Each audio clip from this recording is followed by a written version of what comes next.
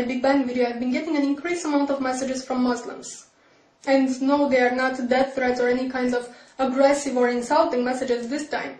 Instead, they are trying to bring to my attention that the Big Bang Theory, as it is explained and accepted by scientists today, was revealed in their holy book, the Quran, 1400 years ago before the theory even existed.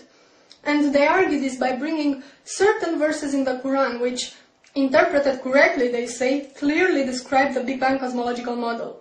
I will insert them in the sidebar. Also, if you do a search on YouTube by the terms Quran and Big Bang, you will see what I mean, it's all over the place. Now, I'm not gonna argue and dissect them simply because, well, one, my arguments would just basically say, yo, look, them verses have nothing to do with the Big Bang. To which the responses would be, oh yeah, they do, and this can go on forever. And two, because you can read them for yourselves. I mean, the claim that these verses have any scientific merit to them is as ridiculous as putting a miniskirt on a sumo wrestler and calling it a ballerina. No, it's just wrong. So instead I'm just gonna ask one question to the Muslims making this claim. And not just this claim, because you see, while most Christian creationists try to negate science altogether, going, evolution? Where? Big Bang? Never happened. But no, Muslims have a different approach.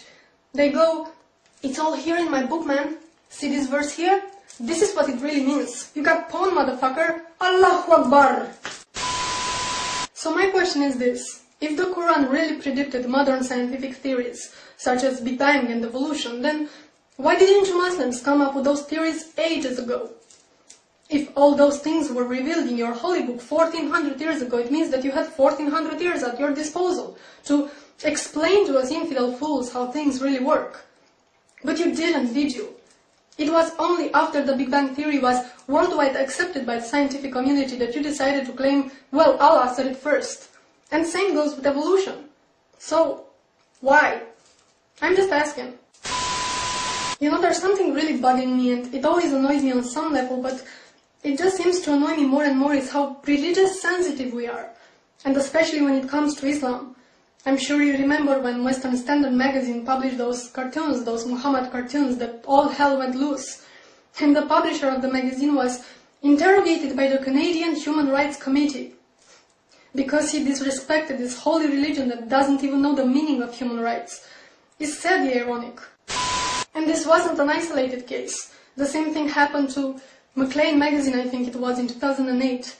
Or the movie Fitna, which got banned. And the filmmaker was prosecuted and investigated and banned from entering the UK. All this while he was under constant death threats from Muslim extremists who were offended that he portrayed Islam as being violent. Again, the irony. And what annoys me even more is the converts. The people who weren't indoctrinated into this religion from childhood, but grew up exposed to human rights values. For now to convert to Islam and come preach how wonderful and sciency and peaceful it is. The religion of peace that punishes apostasy with death. Oh, how great it is to live in the Western society and get all religious sensitive and offended when a particular dogma is criticized. Do you know that 1/3 of the world doesn't even have religious freedom? And it's not a coincidence that those countries are so populated they account for almost 70% of the world population. Let me say this again. 70% of the world population doesn't have religious freedom. You will have to look at the calendar and see what year it is, and ask yourself, what the fuck?